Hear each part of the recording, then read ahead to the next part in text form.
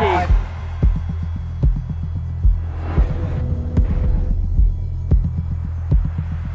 Marissa is Breeze's hero.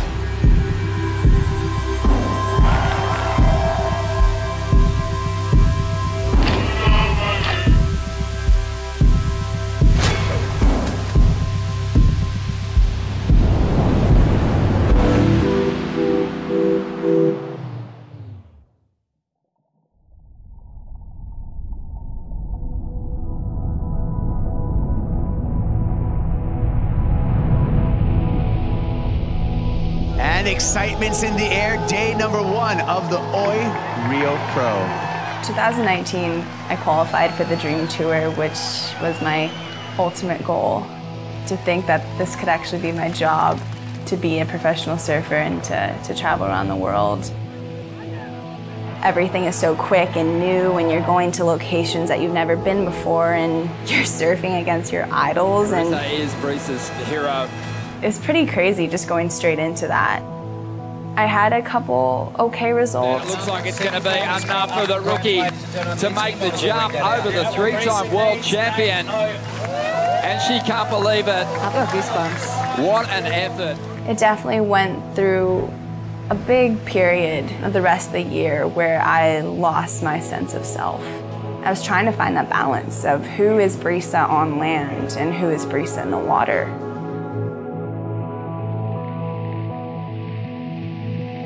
We've made the decision to cancel the 2020 Championship Tour due to the COVID-19 pandemic. I remember they made an announcement on the beach. My dad was like, we need to get out of here.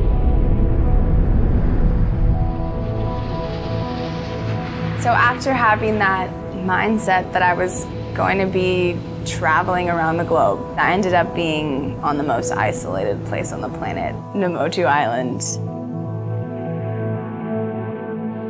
Well, we're kind of postponed, as they say, as there's no flights coming into Fiji at this time. We can't let anyone else come on the island. It's basically full isolation. So we're kind of going through a food check because kind of make sure that we're able to eat while we're here. A lot of mayonnaise. I'm not too psyched on that. We are trying to salvage all the broccoli we have. Brisa's making a pickled carrot. Let's just say we're prepared for a zombie apocalypse if it ever hits Namotu.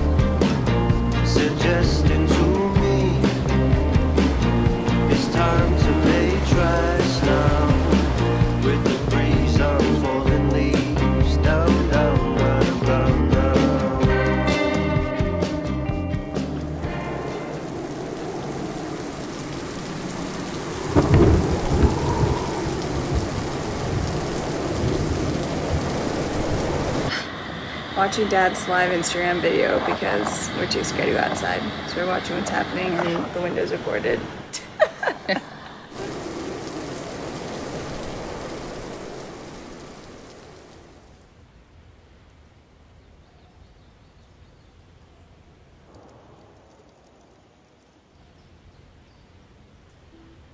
So here on Namotu, it's a small crew. We all have to, you know, work together, and you know, you gotta work for those girls at Cloud Break. So safety first, kids.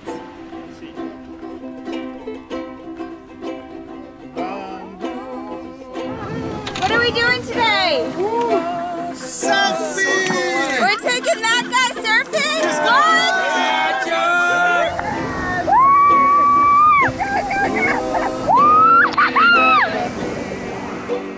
Spending time with the amazing Fijian crew that live here.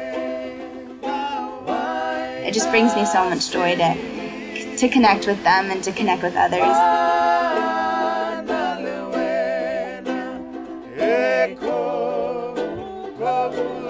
The Fijians live the most beautiful and interesting and simple life where I feel like the whole world can take a lot from.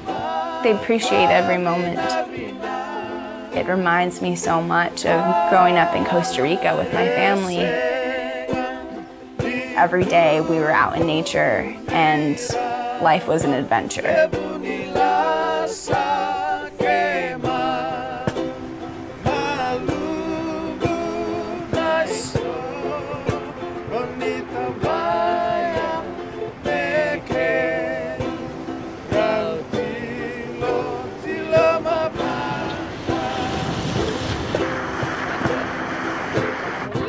There's a snake in here. What you doing in here?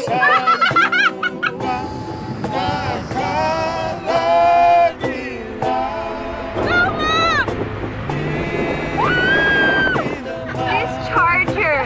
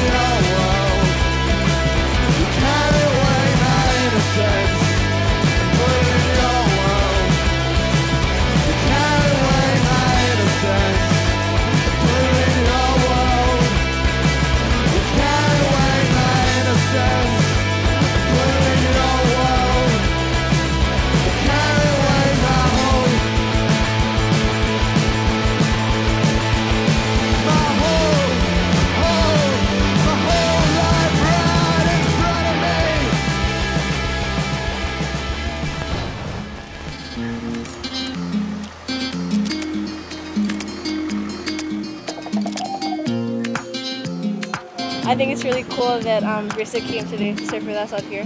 Oh my god, I've been wanting to surf with her for so long. And even like when Keisha said that she texted, I was like jumping in the car and I was like, oh my god, you're gonna make me cry. These girls are like charging Cloud Break. They're pretty much like the first generation to be surfing out there. Their role models have been boys.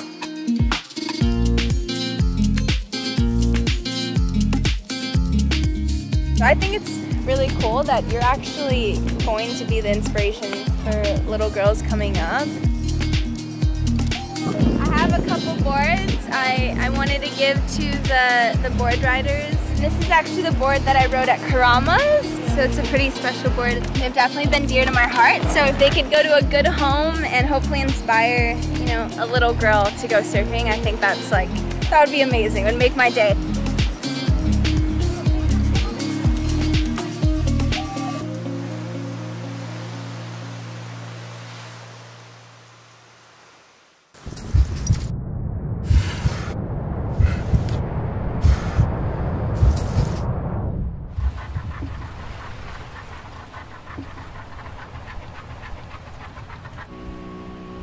Cloudbreak is a beast, and it is scary and raw and unpredictable.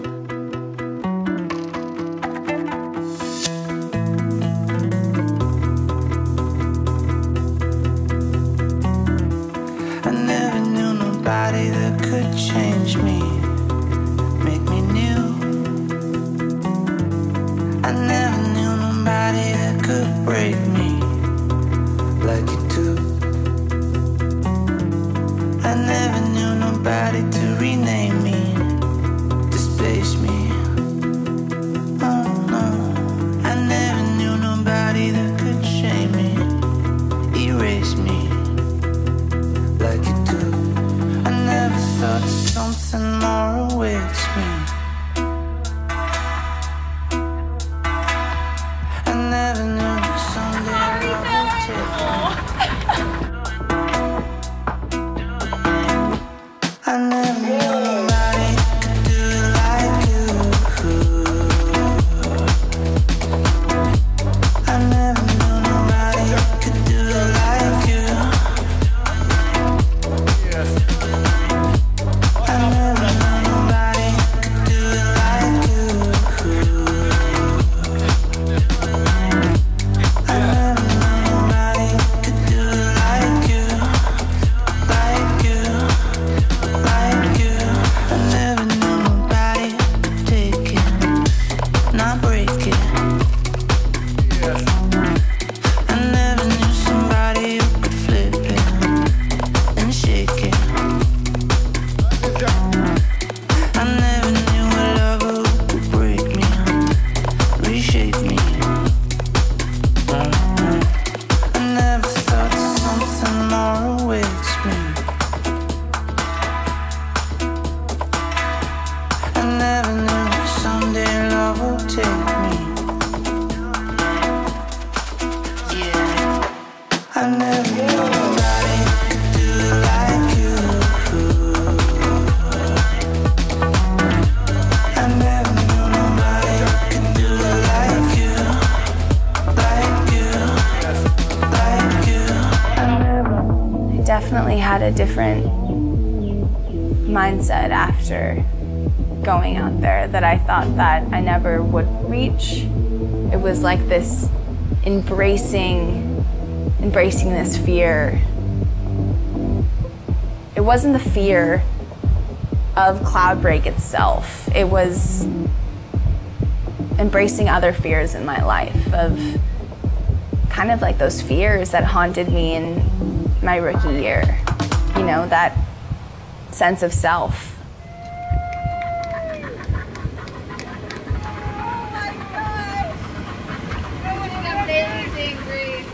I felt like all your voices combined in my ear. Like everyone that's like helped me, like in my ear, we're just like, you gotta go. That was amazing. Funny because Shay's like, was that cooler than Brisa winning a contest? And I'm like, I think it was, because that was like mental conquer. It was also, you know, conquering nature. It was amazing. That was a big one, so I'm pretty stoked. Right on.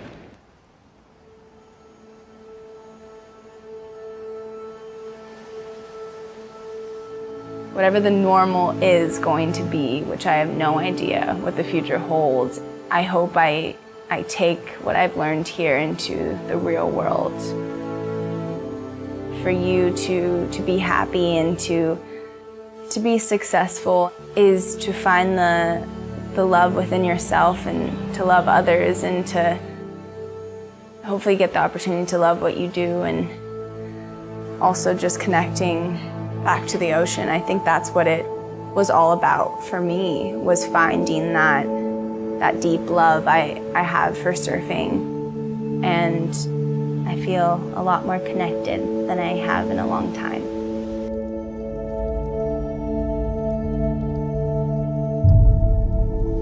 I see the sea within you and me, the storms that have passed, the clarity in this moment, the change of the tide. Breathe it in, let it go.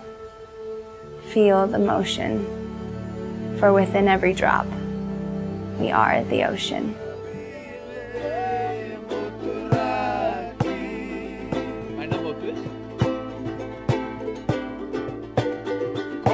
Okay, man overboard. Go get him. You okay, Charlie? I'm coming to get you. You just stay right there.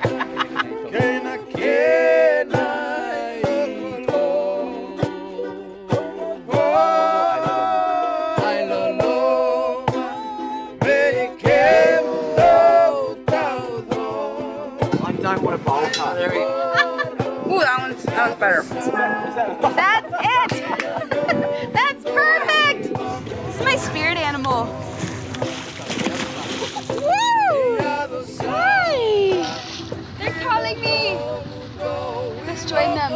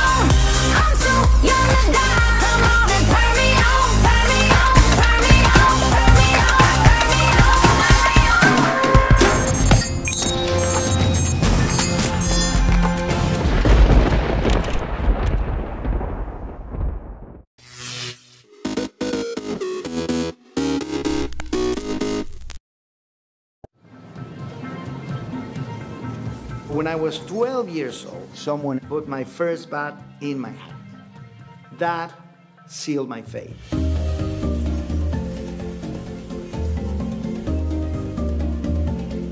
Bats are the most unfairly treated animals on earth. Fear, not knowing what treasure they have in their local cave, drives people to dynamite it, to gas them, to all kinds of things. But bats provide us with many ecosystem services. Agricultural pest control. Esta es una larva de gusano cogollero. Each million bats destroy 10 tons of insects every night. If we lose those bats, we would lose the crops in a few months. They're also promoting the regeneration of the forest by dispersing the seeds over vast, vast areas. And they pollinate a lot of ecologically or economically important species of plants, like the agaves that are the source for tequila, which represents for Mexico about $3 billion a year. I won the Rolex Award in 2008 for our program for conservation of bats through environmental education, research, and conservation action. We started mapping the most important colonies. And in the process of monitoring, we're also educating the local communities, and they become bat defenders. We are solving problems of conservation by building bridges across different professions. For example, the lesser long-nosed bat or tequila bat was the first species that we focused on. Joining forces with the tequila and mezcal industry, we created bat-friendly tequila. We were able to remove this bat from the endangered species list. This is a beautiful success story in conservation. The Rolex Award is a big recognition, and it gave me the platform to maximize my ability to continue changing things. We created a humongous network of privately owned protected areas around the country that today includes about 17% of Mexico's territory. When I have a bat in my hand and I show it to anybody, you see the change in a flash. This is exactly what has been driving me for a long, long time. I am here at 64, continue to be the same child who had his first bat in his hand. I will never give up.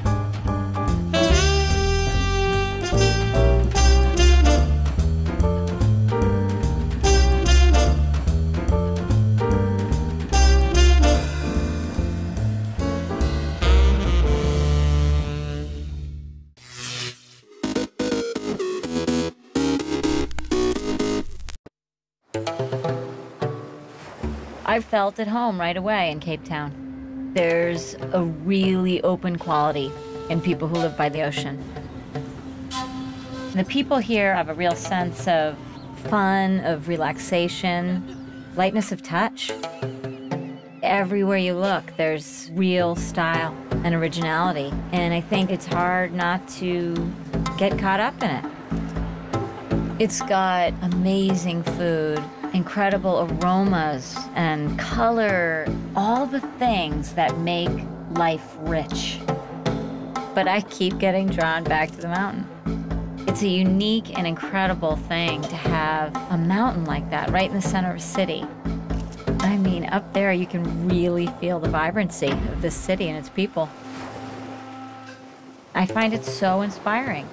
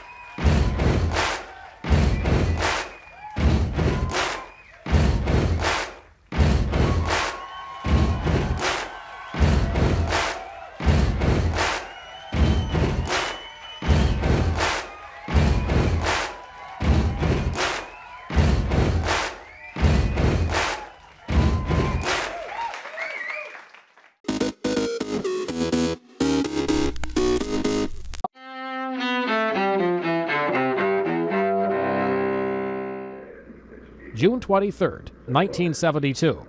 In Washington, a key moment for President Richard Nixon and his Chief of Staff, H.R. Haldeman, during the Watergate scandal. They discussed using the CIA to block the FBI's probe of the break-in at Democratic National Committee headquarters at the Watergate complex. This is sort of a comedy of errors, bizarre, and without getting into it. The president believes it's just going to open the whole database thing up again. Nixon resigns more than 2 years later, soon after this White House conversation is made public on what's known as the smoking gun tape. 1940. During World War II, Nazi Germany's leader Adolf Hitler visits France's capital, Paris, a day after that country falls to his Third Reich. 1868. Inventor Christopher Latham Scholes receives a patent for his typewriter. The first machines reach the market in the following decade. 1995. It was possible to do something about it, and that freed the parents of fear and freed the children to live a normal life. Dr. Jonas Salk, who developed the first vaccine to halt the crippling rampage of polio, dies in La Jolla, California. He was 80. And 2006. TV producer Aaron Spelling dies in Los Angeles at age 83. Among his hit series, Charlie's Angels, Love Boat, Dynasty, Beverly Hills 90210, and Melrose Place.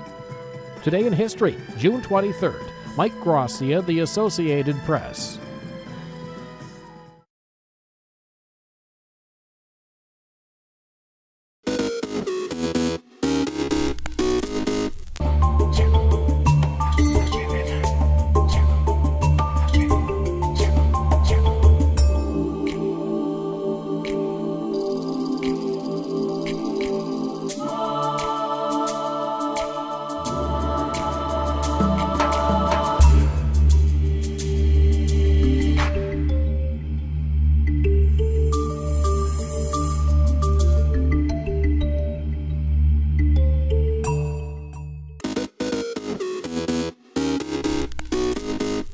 Welcome back in our studio, and in today's news,